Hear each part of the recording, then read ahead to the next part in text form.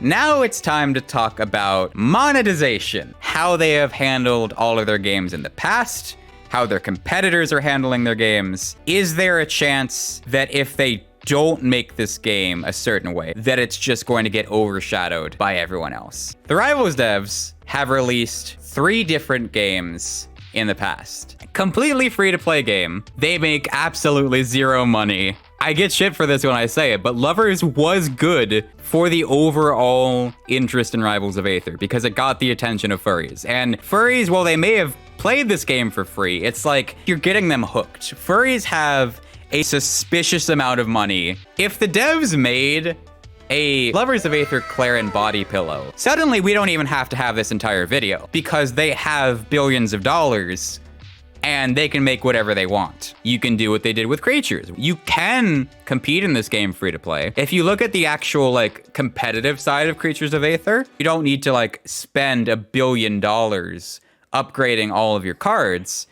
unless you want to be number 1 on the rank leaderboard. So they had, free to play, they had like a battle pass system, and they had in-game cosmetics as well. I honestly really like this model. I feel like free to play with a battle pass system is the best possible monetization model that you can have. Like, unironically, I think the way Fortnite does it is perfect because you are at no competitive advantage, literally 0 competitive advantage for putting money in the game. It is purely cosmetic. It is purely just to show off. And if you see something you like, you can buy it, and you buy it directly. It's not like a gacha thing. They have the battle pass, which incentivizes people to put in money like every month. I think there is 0 downside to doing that for the developer, for the consumer. The developer takes a risk in that, if Dan did that for Rivals 2 and made the game free to play with all of this cosmetic stuff, if the game doesn't do well, like it doesn't have a high enough volume of people, then suddenly you've invested all of this money into making the game that you're not getting back. So it's a big risk for an indie studio to do, but I think the benefits would outweigh the negatives. The whole point of Rivals 2 is to make it more accessible to a broader audience. And if you're already going in that direction, if you're already making the aim of your game to be more accessible to the broader public, you can't make it more accessible than free to play.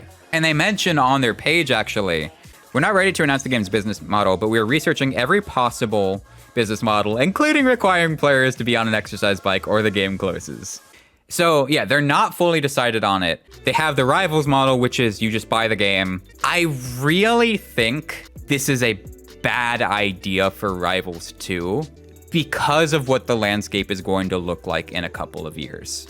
Another way they could do it is be like Brawlhalla. Free to play, you earn in-game currency to buy some of the characters. You can pay $20 to unlock everyone until the end of time. And there's also cosmetics in-game. There's also emotes and spawn animations and like voiceover stuff. I don't really like how Brawlhalla does it. I would much rather have everyone available from the start, because what Brawlhalla does is it locks you out from experiencing all of the game's content from the very beginning unless you put in money.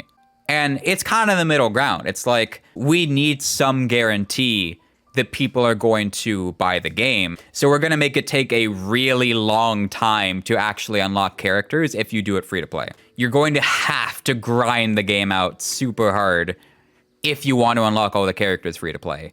And I, as someone who has messed with Brawlhalla in the past, when Rivals didn't have doubles, I've played it, on and off over the years. I don't like that because I have a couple of characters that I'd like to try, but I don't want to have to spend a month to get them.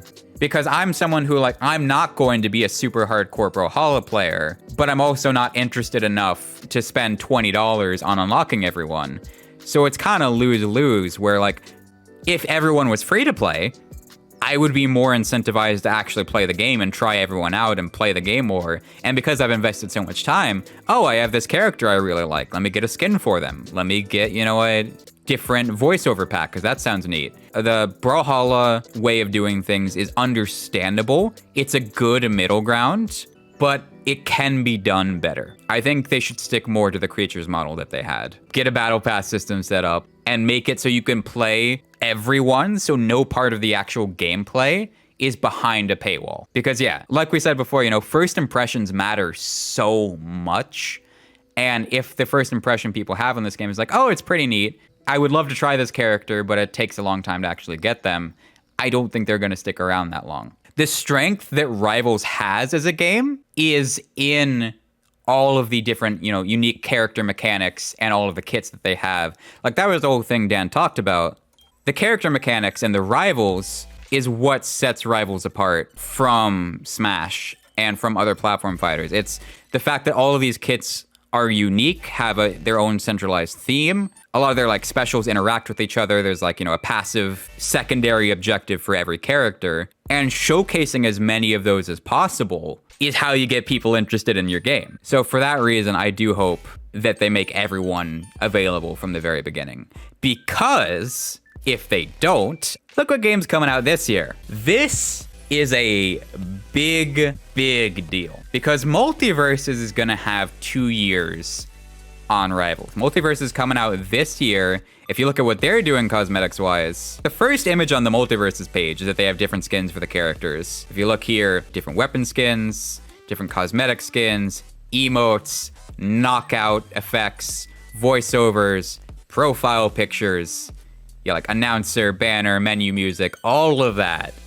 Multiverse is going to be free to play, and it's going to be big. The big problem for Nick Brawl, I think, was the fact that you had to pay so much money for it when the game wasn't finished. I can't talk about Multiverses because I am under NDA, and I cannot share my impression of what the game was like. However, I can talk about what's been publicly revealed, and the fact that it's free to play with all of this brand recognition, with, the studio that they have behind it, which has former Riot Games and Blizzard employees.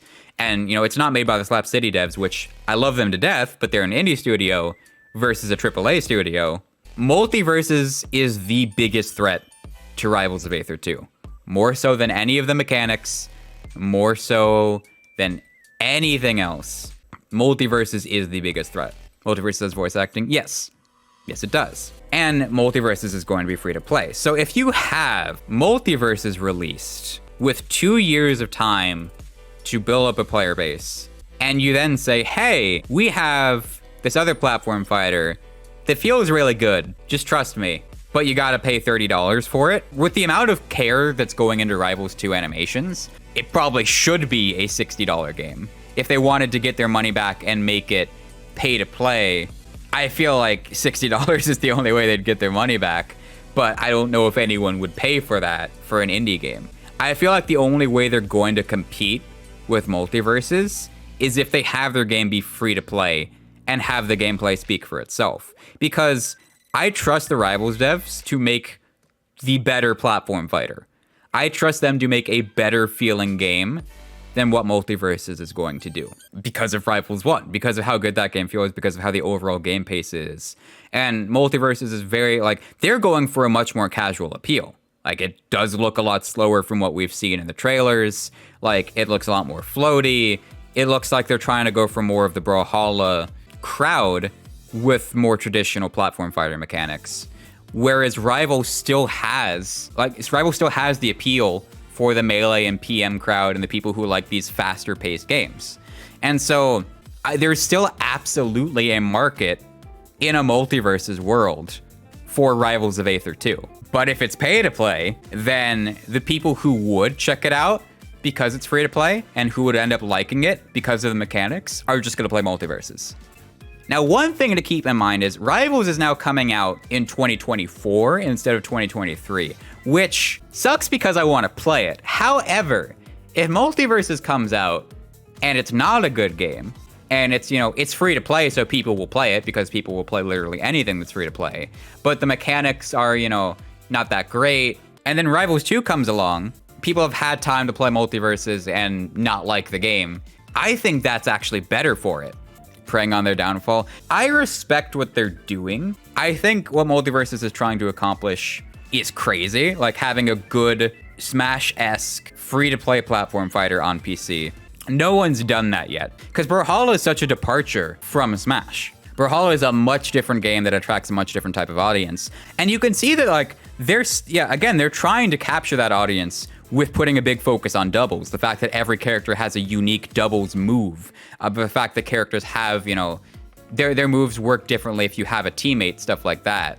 So again, I don't think that, you know, Multiversus existing is going to be a detriment to Rivals 2 if Rivals 2 is also free to play. Because people will have the chance to try both, compare the two, without having to put money up front into buying Rivals. That's the biggest thing. Like, if Multiversus didn't exist, sure, you might be able to get away with it, but I don't think you can in a post-Multiversus world. So that's all I can really say, and, you know, try and plead with for the devs, is that they realize that.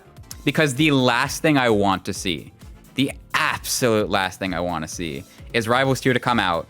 It costs like $40. No one plays it. The dev team just like goes under because they spent the past like 3 or 4 years putting all their resources into Rivals 2. And that is unfortunately a very real possibility. Like that, with any new title, with the ambition that they have for this game, with the amount of people they're hiring, it could flop. That is a reality that we all have to be ready for. And I think it's much more likely to do that if it costs money to play. I think if you make it a free-to-play game and monetize it the way we talked about earlier, it has the best chance for success that you could ask for, because they're already standardizing the mechanics to be more familiar to Smash players. Because we have Framemakers coming out as well. Like, we have a lot of platform fighters. If you're a platform fighter fan, like, you are eating good right now with all of the games that have been coming out. It's a very exciting time if you like this genre. So yeah, those are my thoughts on Rivals 2 for everything. I am going to try and make this into like 3 different videos. We're gonna see if I can do that. This is the first time I've done like a big talk segment on my stream before, where I just talk and talk and talk and talk and get my thoughts out there. So if you guys like that, let me know. If you guys like watching this, let me know in the comments, and I will do more of these things because this was fun for me. But yeah, thank you guys for watching. See y'all next time.